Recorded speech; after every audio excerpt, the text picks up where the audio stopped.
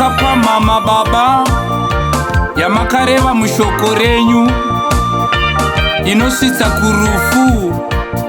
Iyoyo nzira tenzi ndiyo yaakufarirwa nevana venyu kunyanya.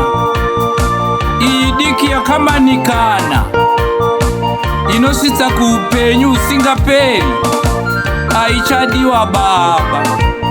Ndiko kurasika kwaita nyika yenyu. Vanhu vofarira nzira yakapamha, mafaro enyika ino achipikisana neshoko renyu iro rinoti musada zvenyika, asi tapinda munyika kunzwa kufarira mabasa enyika.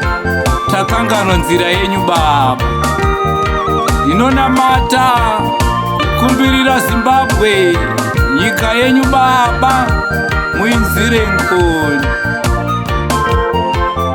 Tinodzoka pamberi peuso wenyu tichiumburuka mumadota, takakutadzirai Baba.